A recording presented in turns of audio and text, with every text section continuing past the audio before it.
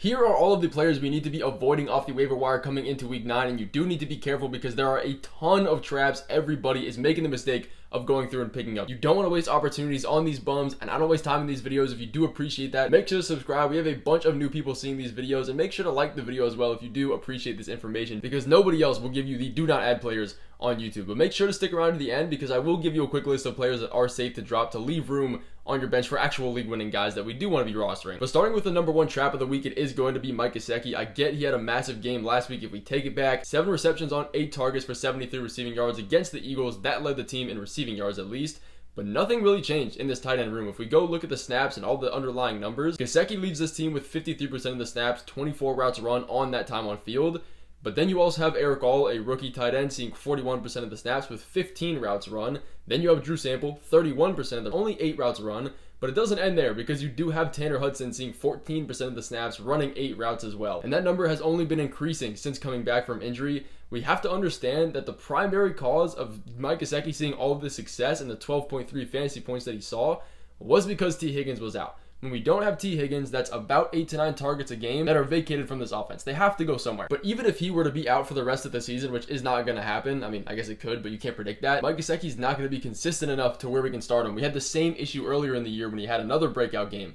Eric All has been increasing his snaps. He's the rookie tight end. There is no reason he should decrease in them. And you might look at other tight end situations. Teams take this tight end split differently. A lot of the times you'll see multiple tight ends playing over 50% of the snaps. But the reason it's bad for the Bengals is because all of these guys on the field are also running routes. If you have a guy like Kyle Pitts, he's splitting time at the tight end position, but he's running 90% of the routes, which is why he's important and valuable and consistent. That's not the case for the Bengals. Now they get a matchup against the Raiders, who allow the 9th least points to opposing tight ends. They are a bad defense, mostly because the wide receivers are torching them, but it's not a spot where I want to take that risk of starting Mike Gesicki again. But a super hot name that everybody is grabbing off the waiver wire is Isaac Guerendo, and I kind of understand why, because of the Jordan Mason injury and the potential of him missing time. And he did have 19.2 fantasy points last week against the Cowboys. That was a very good upside game where he actually showed some potential. But every report is saying that Jordan Mason's injury was not serious, and he could have returned in that game. He didn't end up doing it. Obviously, he played about 16% of the snaps. Now the 49ers come into their bye week though, and then they have Christian McCaffrey coming back the week after, expected to return from IR in week 10. So there really is no point. Even if Jordan Mason was actually injured for a significant amount of time, Isaac Guerendo is just going to be backing up Christian McCaffrey eventually. And then when Jordan Mason is healthy, Guerendo is going to be the RB3, and he's not going to be a handcuff either. So there really is no point to grabbing him. And Noah Brown is a wide receiver I do not want to be adding, and I understand it. As a Commanders fan, as you can see with the jersey in the back, that game was amazing.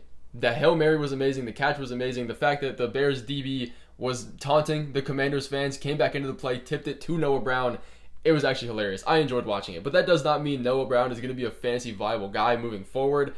Yes, he had the 16.3 fantasy points, but he only had it on 6 targets. He did actually run the most routes on this team, which is very, very surprising. Yes, over Terry McLaurin. If we look at the numbers, he had 60 snaps and 37 routes run. Terry McLaurin, 53 snaps, 35 routes run. So that's an interesting stat for you there. It shows that he's on the field. But you look at his involvement last week, all of it was because of the lucky Hail Mary, if you want to call it that. Before that happened, he had 2 receptions for 21 receiving yards. Absolutely nothing special. If it wasn't for that play, we would not be talking about him in this series. And the offense runs through Zach Ertz, they run through Terry McLaurin, and they run through the run game with Brian Robinson and Austin Eckler. Jane Daniels, very efficient, great quarterback, but it doesn't look like the Commanders' scheme is going to get these other wide receivers enough volume consistently to be trustworthy, even if he is running the most routes on the team. But then we look at Antonio Gibson, another guy that needs to be left on waivers or dropped if you even have him. One week he's in a 3 running back committee. The next week he sees 40% of the snaps. Then one week he does absolutely nothing, which is what we saw last week. He had 19% of the snaps compared to Ramondre at 81. Ramondre Stevenson also 55 out of 67 potential total snaps, 20 carries on those snaps. Antonio Gibson had 5, 3 targets for Ramondre compared to 0 for every single other running back in this backfield. Even in the games where Antonio Gibson had above a 35% snap share or better, he only had 8 carries in 2 of them, and some of those games included Ramondre Stevenson being injured, so they weren't even really him getting usage. Now, Drake May definitely does improve the upside of this offense and make you kind of want to look at some options, but as long as we have Ramondre Stevenson playing and healthy, he's not going to be viable for us. Drop him and leave him on your waivers. Let your league mates deal with that. But Michael Wilson is also another guy that can be left on the waivers. He's coming off a pretty decent game for his standards. 5 receptions for 31 yards and a touchdown, finishing with 14.1 fantasy points. But in reality, we look at the underlying statistics for the rest of this game. Kyler Murray had 36 pass attempts. That is a season high for him. He also had his first game with 300 or more passing yards since 2022. Yes, he was injured for part of last year, but still, since 2022 is absolutely insane. But again, it's a situation where I see the appeal here, and these are why these players are waiver wire traps, because they're not actually valuable. We look at the numbers. He was second on the team in routes run at the wide receiver position, 29, compared to Marvin Harrison, who was the number 1 at 36. But the pass volume just is not going to be there on a consistent basis when you have Marvin Harrison and Trey McBride both having above a 20% team target share. You also have Greg Dortch and Zay Jones both seeing 20 snaps last week or more. Those are two capable wide receivers as well that could get usage in this offense. When you have that many options and no true number 2 behind Marvin Harrison, it's going to be a little bit tough to be consistent. And he is the tallest wide receiver they have on this team, so you could say, all right, maybe he'll have some touchdown upside. And you see that because he has 2 touchdowns on the year. But you look at the underlying numbers again to prove this fact. He's the wide receiver 77 in targets inside the 5, the wide receiver 106 with targets inside the 10.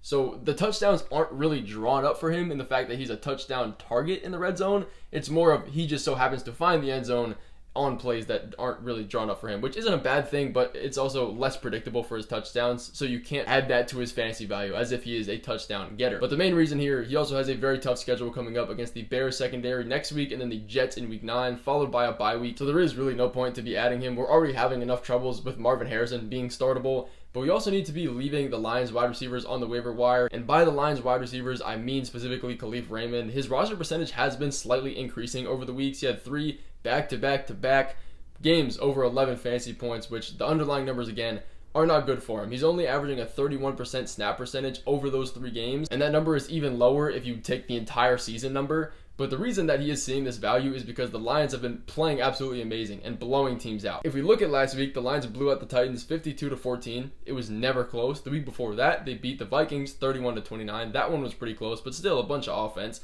And then the week before that, they beat the Cowboys 47-9. So there's been a ton of blowouts, a ton of increased snaps because of that, which is why he's been seeing an increased number of usage. But his snap percentage still isn't even that good. He's the wide receiver 112 in route participation and the wide receiver 96 in air yards, which he's a downfield guy. You'd expect his air yards to be there, but they're still not because he doesn't see the field, because he's not a primary wide receiver in this offense. And the Lions are a team that uses their primary guys and nobody else. Outside of Amon-Ra, outside of Dave Montgomery, Jahmyr Gibbs, maybe even Sam Laporta, everybody else is kind of just there hoping to get a deep ball that comes from Jared Goff. And we already know they're the heaviest run team in the NFL.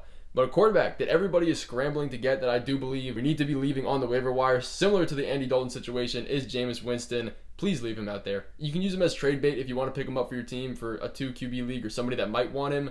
Yes, he dropped 23.5 fantasy points last week against a lackluster Ravens defense, all things considered. 41 attempts, though. He threw for 334 yards, 3 touchdowns, no turnovers.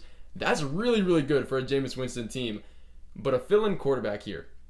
Statistically, fill-in quarterbacks start really, really hot. Again, we saw that with Andy Dalton. And then as the weeks go on, teams start to understand their play style with the coaching, with the players that they have on the team, and just with the offensive cadence in general. And then they figure it out. There's a reason these guys are backup quarterbacks. Now, is he going to have really big games every once in a while? 100%. It's Jameis Winston. He's going to pass 40 times a game, pretty much guaranteed.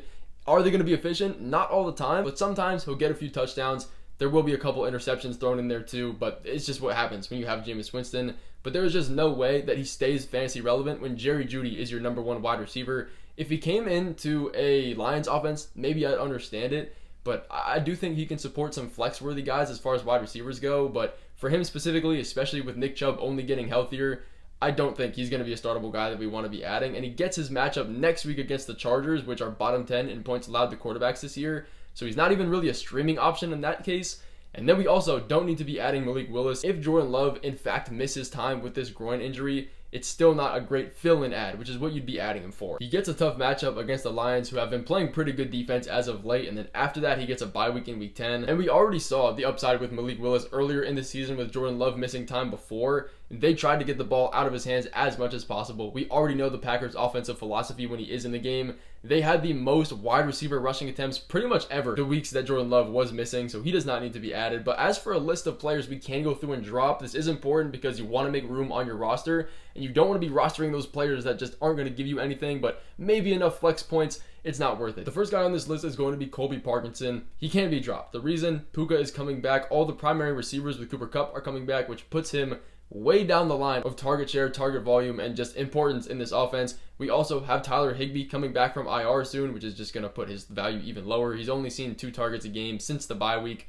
Christian Kirk can also be dropped. He's facing a season-ending injury with his collarbone. Darius Slayton is another guy that I'm fine with dropping. The passing offense for the Giants is taking a hit. Without Andrew Thomas, he is really hurting Daniel Jones' time to pass in the pocket. You have Malik Neighbors as the number 1. Nobody else really is going to be viable there. Tutu Atwell can also be dropped. Continuing with the Rams offense here with Puka, with Cooper Kupp, there's not going to be enough room. We also have Jordan Whittington and Demarcus Robinson seeing more snaps and routes run than him. Trey Sermon is another guy we can drop off of our teams. Jonathan Taylor is back, and Goodson has been consistently seeing more routes run out of the backfield, so that kind of eliminates that for him.